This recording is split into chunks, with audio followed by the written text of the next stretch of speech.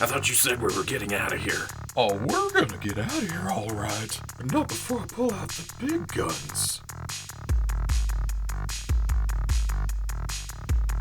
What's your problem? Oh, you're not.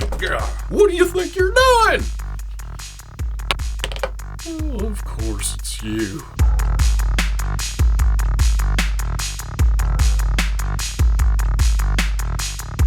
A mask under a mask? That makes no sense! Okay, people, welcome back to another Fwoosh review. Today we're going to take a look at the Hasbro G.I.Joe Classified Series Target exclusive Special Missions Cobra Island Cobra Viper. And repainted Scarlett. But I'm only going to take a minute here at the first to compare Scarlett's because it's just a paint change. Well, and photo real. I've already done my full review on Scarlett last year sometime. That should be linked right there. And then we'll get into the Cobra Viper, which I know is causing a lot of frustration at the moment. Damn Target. But I was able to get my hands on one thanks to my very, very good friend Dustin out in Salt Lake City. Otherwise, I wouldn't have seen it at my Target. I don't know what's happening with all the Pop Finder stuff, but when it did show 6 in stock, it was showing that for a couple of days, and then at 2 o'clock one afternoon, just all 6 disappeared at the same time. But like I said in the last weekly, hopefully Hasbro plans on getting these Cobra Island figures out into the main line with some repaint or some different something. I don't know. They have to make it easier at some point. Looking at the package, it's what we're used to with this line. Big window showing everything that you get with the figure. Special missions, Cobra Island might as well say prepare to fist fight other adults in order to get your toys. That individualized artwork we get with each character, each one is different, and it's a cool little thing. On the back, the Cobra Island map showing the zoom-ins on different positions. Down here, warnings, watch out for parents. Includes figure and 5 accessories. Small parts, really, seriously, don't put them in your mouth. On the side, that new style file card, you have to decode it, but thankfully, the Cobra Viper has a listing on the G.I.Joe Hasbro site. So that's Foot Soldier level 2, Light Weapons level 2, Hand-to-Hand Combat level 1, and Night Fighting level 1. Night fighting, huh? On the top, Cobra logo, number 22 in the series, or 55, ha. On the bottom, more legalese, UPC. But let's get Scarlett open and do a quick look there, and then we'll come back around to the Viper. Okay, right off the bat, huge difference. Even though it uses some brighter colors, and it doesn't quite match the color scheme of the vintage figure, it's still an upgrade, I feel like. The biggest thing is they took away the gold color, and for a lot of people that was the biggest gripe when these were first revealed. On the old one, it was a bit metallic, kind of shiny gold. On the new one, it's more of a brown color. They've taken the blue of the undershirt and made it black. That's the same for the arms, coming down to another illumination of gold. The pants are actually lightened up to a beige brown color. The red stays the same, but as you can see right here, the application of paint is much better on the new one. And then down at the legs, same thing. Took away the gold, added the brown color, took away the blues and the reds on the armor too. That makes it a little bit more uniform. The old one's feet had red soles on the shoes for some reason, I guess to match this red up here. On the new one, it's that brown color matching from, well,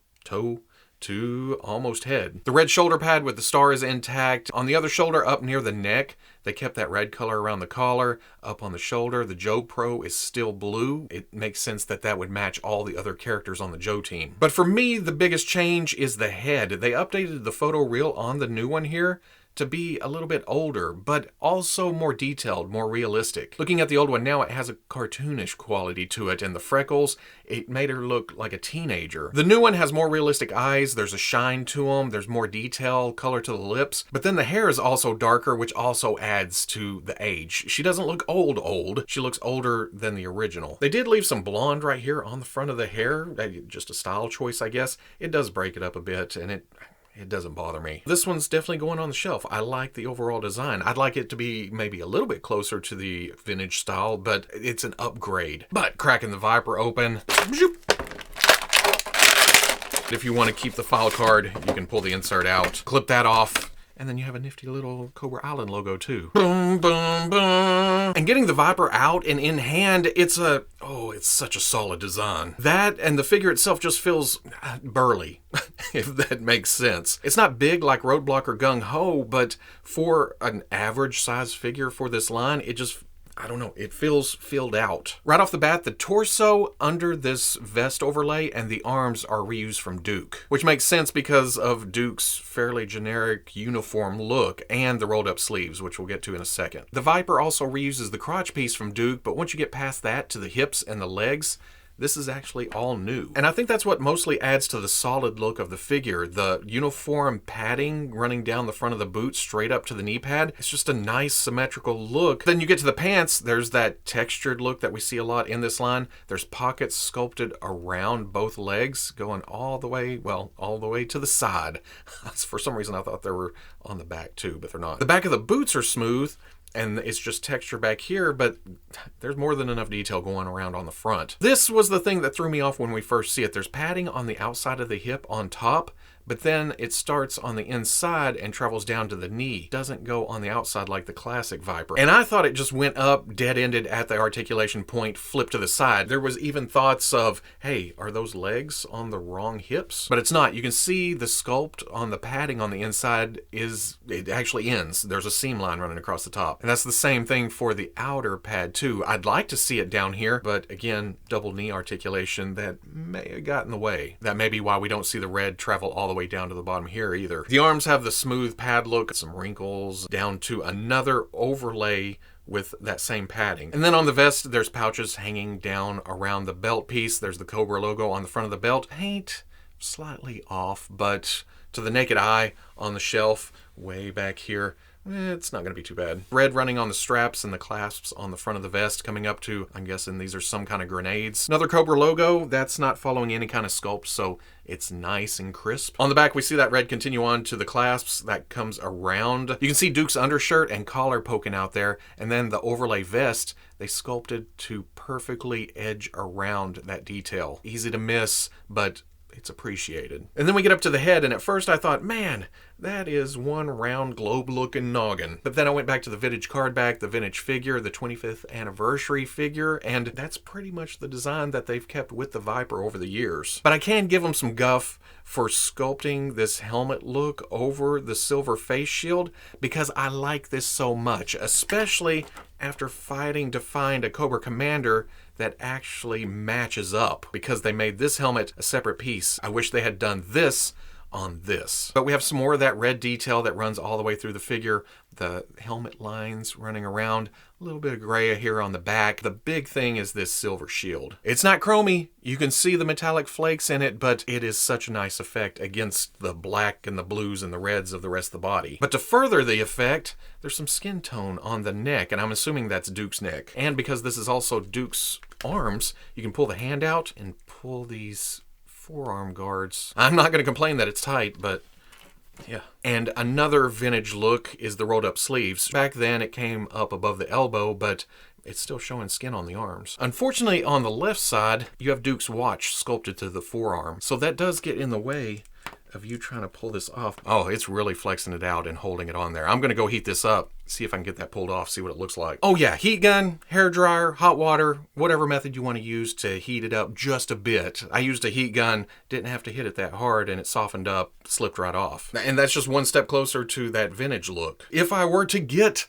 any more Vipers, which is a big if, I'd like one to be like this and then the rest armored up. Taking that off though, I did notice that my hand peg, it's got a flat spot right there. And when I put that in, it's hard to turn. It almost flexes the peg. It's solid.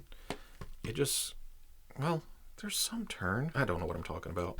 Do I ever know what I'm talking about? Okay, looking at it more, you can see it, right? This skin tone on the arm was painted. This skin tone is molded. Much more natural color up here, way paler down here. I wonder if I can put this back on without heating it up. So well integrated into the body. It pops right over that cuff that's on the forearm. The watch holds this side off just a bit, but not enough to bug me. But like we see with a lot of figures in this line, this overlay vest piece pretty much cancels out the ab crunch. And also, while I'm gropping, I think I got 2 left or 2 right boot tops. I think this is a left. The curve right here, the curve right here, not so much curve here, not so much curve here. What made me notice was this cushion thing on the front. On the left side, it goes straight down, matches right up with this. On the right side, it goes off. But because of the symmetrical sculpt, it's not... Well, once you see it, you can't unsee it. Standing on the shelf, it's not as noticeable as it would be if it were some kind of weird asymmetrical sculpt design. Speaking of articulation, there is a ball joint at the top going down to a hinge in the neck, and then a ball joint at the bottom. Unfortunately, because of the vest coming up and the helmet aspect, can look, well, not much up, can look way down. Tilt and tilt. Swivel. There's a butterfly joint at the shoulder, goes back, goes forward. Hinges swivel at the elbow, goes up to 90, swivels around. Rotation at the bicep. Double elbow comes up. I haven't actually done this. It's past 90. It does slightly crash on the forearm overlay. Like Duke, there's trigger finger hands on both sides. The right is side to side. The left is up and down. Technically, the Viper is a lefty. There's a hinge mid-torso. Can't get a lot of movement out of it because of the vest, but the ball joint at the waist, you can get around a bit. There is a drop down joint and then a ball coming out to the hip so you can bring it forward, back a little, out. Oh, so good. Better than Spider-Man. Swivel at the thigh, kinda hidden where the sculpt detail ends, the pouches begin. Double knee comes back and around. Oh, so close, so close. Bing. Okay, so he's kicking pouch. Give him a break. Swivel at the boot. Hinge at the ankle goes back, goes forward, and then forward-facing pin for some rock and roll. Rocker. For accessories, the Viper comes with a pistol. We saw this same gun with Duke, but I like it all in black. Not a problem at all holding it in the hand. Cobra! Or if you just want to store it away, goes in the holster. Also comes with this longer rifle that I don't think we've seen before. I'm also not up on my Nerf game, so I don't know if this is repurposed from that line, but it is kind of cool that this comes out if you pull real hard. There is a solid pop to it. Unfortunately, it's got that stupid ass guard that comes on the back. I hate those things, trying to get those in the hands because you're flexing it out and you're trying to rotate one way and get the thumb on the one side and thread it through and get the trigger up on the trigger here. Okay, so it's not as difficult as I thought it was, but I still don't like it as much as a regular grip for a gun. Oh, and he holds it really, really well. Cobra! He comes with a neckerchief or a bandana or something that goes around his neck. And when they first announced this, I thought you'd have to pop the head off, but it does just pry open. Oh, and they have it sculpted to kind of come around, miss the grenades, go on the inside of this, loop around. It fits really nicely into the vest sculpt. It's going to get in the way of articulation, but he's warm in the winter. He comes with this pair of extra thick snow goggle looking goggles, which is totally necessary when you have a full-on face shield, but this does go up on the helmet, and it's part of the vintage design. It was on the card backs, it was on the figures. And I'm not pushing too hard because I've heard enough horror stories of people snapping this in the back. I'm going to keep pushing because I want it to go on. Nope, it just works itself off, so screw that thing. And then finally he comes with his survival backpack. And I love this thing. I don't know why. He's got extra grenades right here. The pouches on the side looks full. Daily medications, stuff he has to take before he goes to bed. This is all full of extra clothes in case he gets wet or something. Some climbing rope or rappelling, whichever. He needs to go up or down. On this side it's probably camera equipment. And then back here is his Zune when he wants to listen to music. Like all the rest of the Joes, it just plugs right into the back. The color scheme fits right in. In fact, this is kind of a lighter blue. It adds a different color to the overall figure. But just in case you forget, big old Cobra logo right there on the back. The Viper stands at 6 1/4 inches tall. Puts him slightly taller than the Cobra Trooper and eye to eye with Cobra Commander. Slightly shorter than Destro, slightly taller than Baroness. Looks like he could give Duke and Snake Eyes a run for their money, but he may run into trouble with Scarlett and Roadblock. And this is the repainted reissue Scarlett. Roadblock should be getting the same treatment any day now with the gold taken away and then a darker vest. Oh, Cobra Island.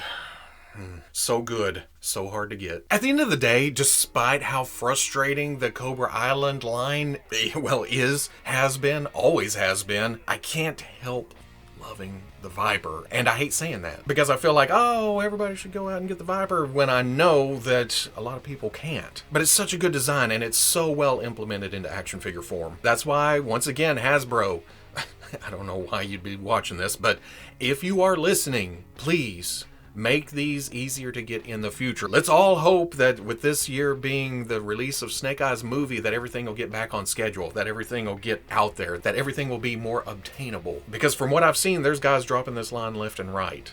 And it's only because it's so hard to get. For Scarlett, I got this from Dorkside Toys. Hasbro had said that the updated photoreal and paint apps wouldn't be in the straight cases, but the straight cases that Dorkside received was the updated Scarlett. They sold out of that. They should be getting more any day now. And then with the Zartan and Cobra infantry case, should be getting more of these and the updated Roadblock. And then I've been seeing pictures of the updated Duke and even an updated Snake Eyes without the red dot on the helmet. I take that as a sign that Hasbro is willing to listen and get the stuff out there again in some form or fashion. Let's do that with Cobra Island. Come on, please. These figures are so good. Let's not kill the line before it's allowed to take off. And I understand with everything that went on last year, but still.